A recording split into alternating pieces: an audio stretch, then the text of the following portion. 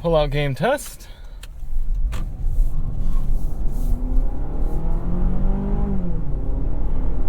Acceleration like that is more important to me than 0 to 60. A lot of times the 0 to 60 times you read are from a stop and brake torqued and then launching the car off, and realistically that's the type of takeoff that most people are more concerned about, their acceleration abilities, being able to turn out into traffic and hit the gas and go.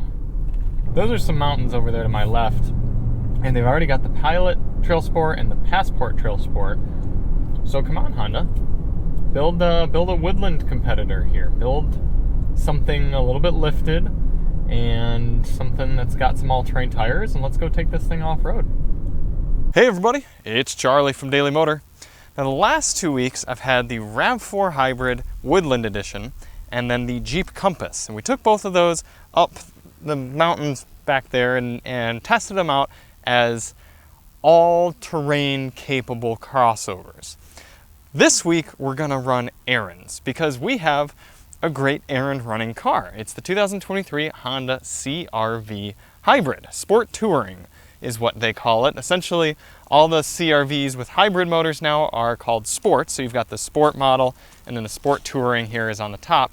And then the gas-only cars, those are just non-sport. So I think you have your EXL and your Touring. Is that what it is? I'd have to look. But either way, this one's the hybrid, and it gets pretty decent fuel economy. Not as good as the RAV4. We're just going to put that out right here.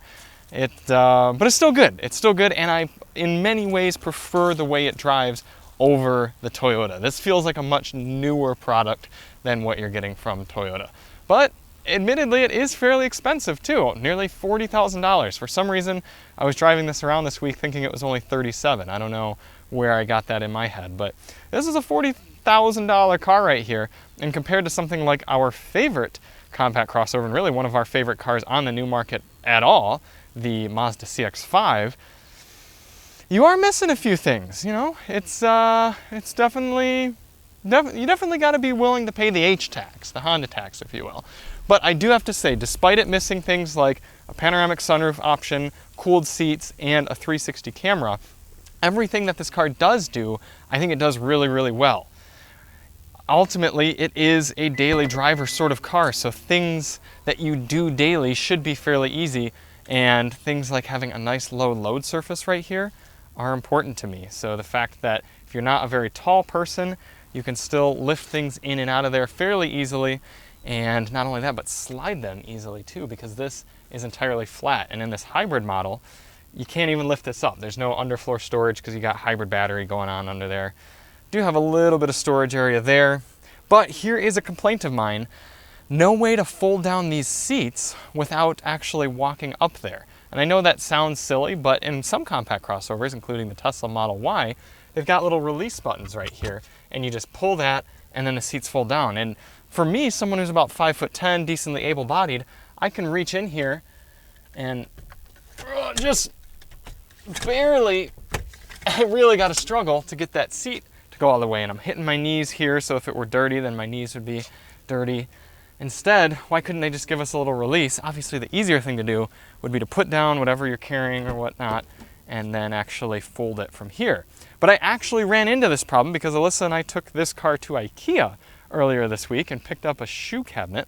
And I did have to really reach in to try to fold that down. And then this big hump right here, fortunately, they give you a hard kind of carpeted plastic bit there to bridge the gap, but if this were a completely flat load surface, it would have been easier to slide the big cabinet thing that we had purchased in.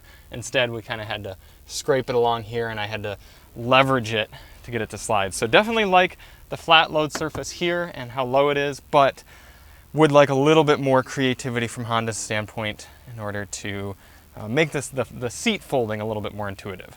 We can see I can kick that closed, and it closes automatically for us there.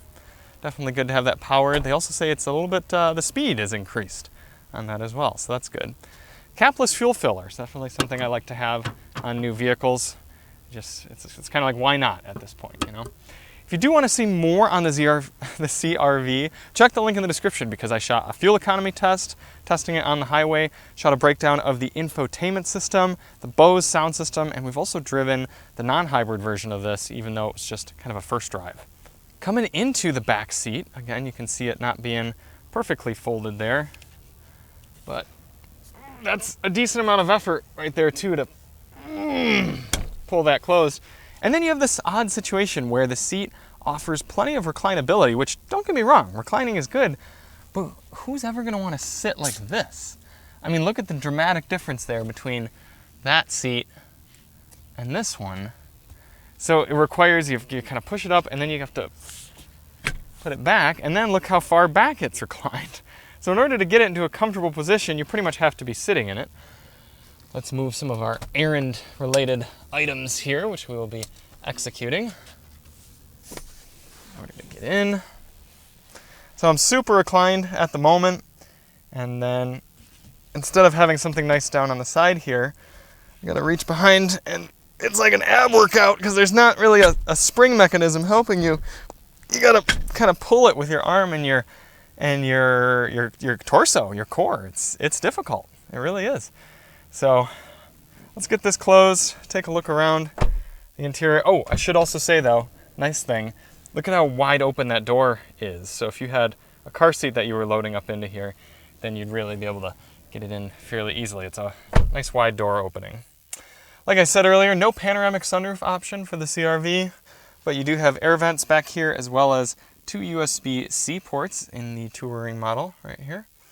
Some kind of cool cross stitching. Flip down armrest, and ultimately a lot of room. The CR-V is well sized. That seat up there is set for my 5'10" driving height, and it's comfortable back here. It really is. Here's a view of your front area, very Honda looking. Let's head on up there. Proxy key on the front left door and the front right, so both front doors, and they will unlock all the doors. So if you lock it, and then you're walking up with something in your hands, just simply walk up, touch that, and then you can put things in the back. Here the driver door opens pretty wide as well. Powered seats. Do we have power for the passenger? I'm sure we do. Yeah, power over there. Does it go up and down though? No, it does not. So no height adjustability for the passenger. Let's fire this baby up. Engine's coming right to life because my hybrid battery is pretty low right now because I've been blasting the air conditioning. I expected to go out and film today at 9 in the morning, but it's 12:45 right now and it's 90 degrees. That's just how life works sometimes when you head out to shoot videos and run errands. A lot of things get shuffled up and pushed back, so we're rolling with the punches today. I do appreciate having nice, easy to operate dual zone climate controls, nice clicks there, very easy to do, no digging around in the screen. I do quite like this touchscreen quite a bit as well. If you want to see more on it, check the link in the description for our infotainment breakdown. What else we got? Big old shifter, wireless device charger. Overall, a decent amount of places to put things. You have some things storage there, things storage down there, right here even if you need to utilize that. And then a decent sized center console, quite a bit larger than the Compass that we saw last week. All right, I'm going to don my POV cap and let's go to the post office. Hopping in and going to the post office, a post office I have not yet visited. Still pretty new to the area.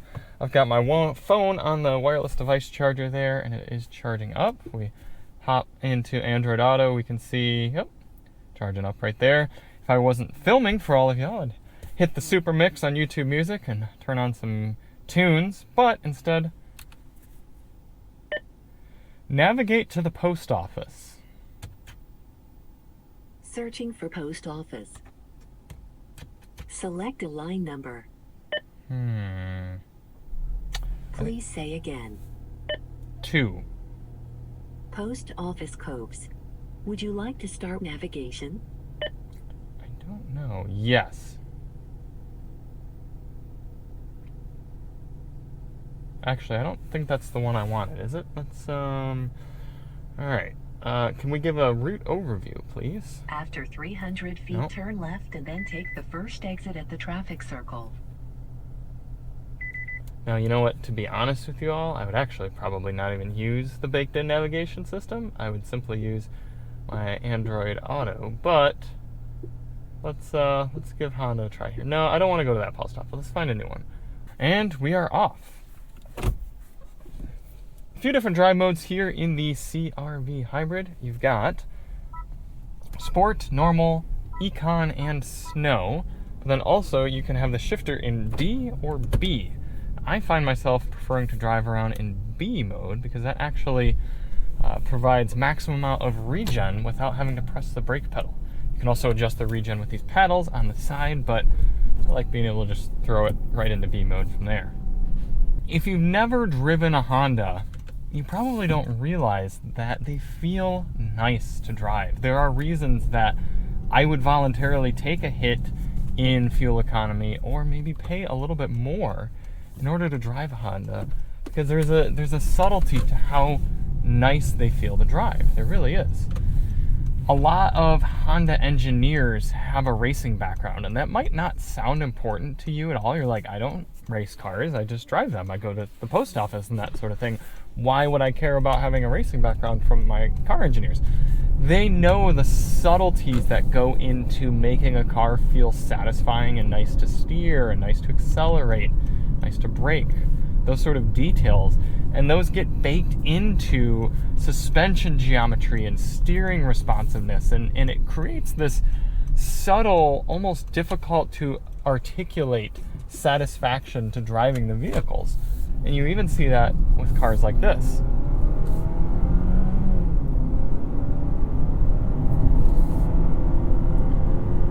Not exactly a thrillingly fast powertrain, but plenty good for driving around town. Not at all throughout this whole week of driving have I noticed any sort of time when I was like, man, I really need this to get up and go a little bit more. That being said, it's a little bit more of a lazy tune than something like we had in the RAV4 Hybrid a few weeks ago. And by that I just mean you got to push your foot into the accelerator a little more in order to get it up and going and get up to the speeds you need. It doesn't feel slow, just requires a little more oomph. Now, some of you might say, oh, well, you could put it into sport mode and it'll feel snappier and more responsive. You're right. However, in sport mode, it makes an awful fake engine noise. And if I get a chance to accelerate quickly here, you'll see what I mean, or rather, hear what I mean. But it sounds so cheesy and harsh on your ears. You can hear it a little bit there, but you only really hear it when you're... There you go. You hear how much louder that is as opposed to...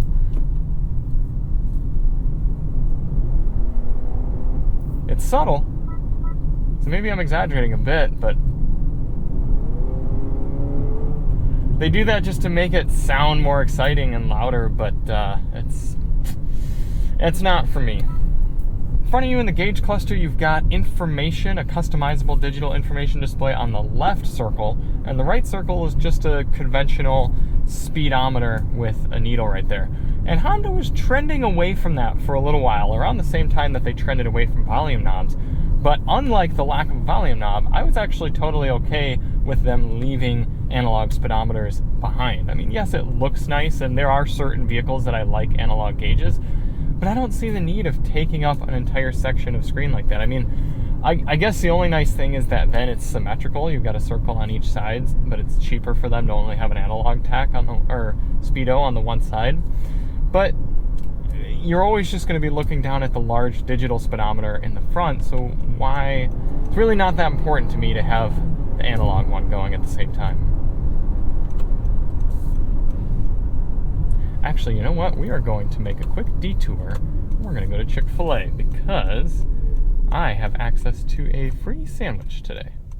The electric motor is pretty darn powerful in this new CR-V Hybrid, and it allows me to do things like cross the street right here, get into this parking lot without engaging the gas motor. And I think it's a kilowatt hour, so it's a decent amount of punch there that you can actually use to motivate yourself around, and sometimes it feels like driving an EV. This is why I like doing these real world sort of daily driving reviews, is because I get reminded of things as I'm interfacing with the general public, the CR-V Hybrid has auto up and auto down windows for all four. And it's just one of those nice little touch things. Also, electric motor has been powering me through this whole time. Gas engine has not had to kick on.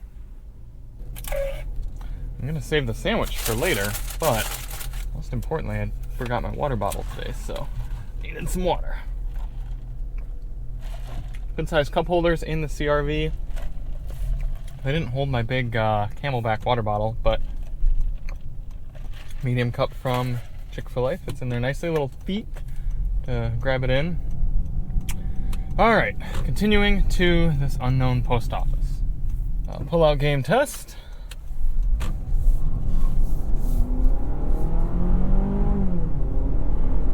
Acceleration like that is more important to me than 0 to 60. A lot of times the 0 to 60 times you read are from a stop and brake torqued and then launching the car off, and realistically that's the type of takeoff that most people are more concerned about, their acceleration abilities, being able to turn out into traffic and hit the gas and go. I should show you here, we can actually get our navigation up on the screen right there. Now I've got my nav popping up right in front of me, telling me what my next turn's going to be. I know I said I was going to wait to eat the sandwich, but it's calling my name. Oh, that is a police officer there. Hopefully he doesn't mind that I'm filming and eating. So here it's telling me it's going to be a 5-lane road up here, but I'm going to have to be in the left 2 lanes coming up here soon. So I got my blind spot monitoring telling me that it is clear to merge, and I'm going to actually take 2 turns over, come up here. As I'm pressing the brake pedal, I'm getting regen popping up on the left side gauge cluster right there, telling me how much regen I'm getting. It's kind of just a dial that goes up and down, sort of a percentage. This wants me to take the toll road. I don't want to take the toll road. Can we amend that? Avoid tolls. Please say again. Don't take me on this toll road. Did you say Toad Road? No. Alright, so that's a downside to using the baked-in nav. I wonder if I can disable that here. Route options.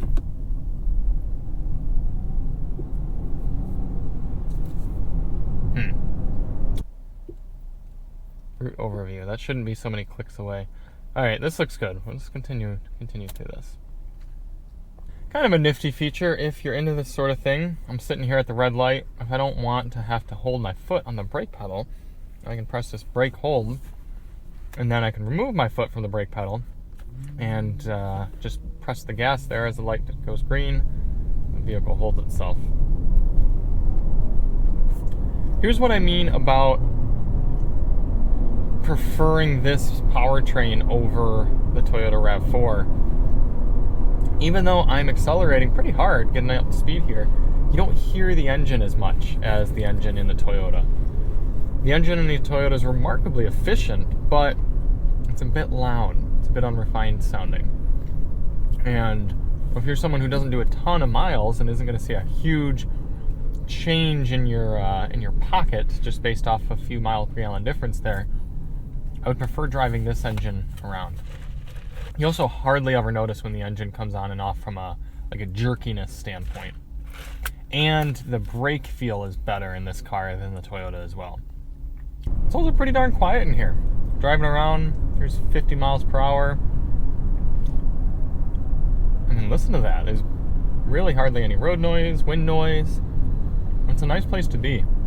There was a review that went up somewhere a month or 2 ago that said that this thing was loud, and he must have been driving one that was not working properly, because I've driven this car on the first drive and then I've driven it here for the last week, and loud is not the word I would use to describe this. So I want to know how long it's going to take Honda to come out with a Trail Sport version of the CR-V, because those are some mountains over there to my left, and they've already got the Pilot Trail Sport and the Passport Trail Sport. So come on, Honda, build a woodland competitor here. Build something a little bit lifted and something that's got some all-terrain tires, and let's go take this thing off-road. Here's something that I don't think anybody is ever going to use while going to the post office is hill descent control. This isn't an off-roady sort of vehicle, so why do they even include something like that? I've had hill descent control on multiple vehicles, tons of test vehicles. Chris Brower's had hill descent control. Unless you're doing serious off-roading, it's unnecessary. Oh, another nice thing is that it tells the speed limit up on the... Well, it did for a moment there. You'll see that go away. Typically, it says the speed limit up there in my gauge cluster. And apparently now it doesn't. Okay, apparently there is a post office in this shopping center. Survey says... Yes, United States Post Office. Okay. Ooh, look at that. How convenient. A blue CX-5 to park next to. Now, while this doesn't have a 360 camera, it does at least have parking beepers, so you can hear if I get too close to this car, it starts beeping and saying, warning, approaching object, so I know I can skirt around it like that. Shift up into reverse. Reposition myself. And a pretty low resolution backup camera to place this in. Okay, running errands in the CR-V Hybrid. That's how it's going to go for you. You do have a button to open your trunk back there if need be. Grab your phone out of the wireless device charger. Hop out. Grab your package out of the back seat. Hit the proxy lock. Listen to the AMG GT start up. And look at the CX-5 right next to it. Interesting, huh? Consider that maybe you could have gotten that. Although, I will say, the CR-V is quite a bit more space inside. You can really see that side to side. So thank you all so much for watching. I do hope you found that useful and informative. Let me know if you have any questions. If you want to see more on the CR-V, check the link in the description for all of our other stuff. And we'll see you on the next one. I'm Charlie from Daily Motor, and as always, errand on.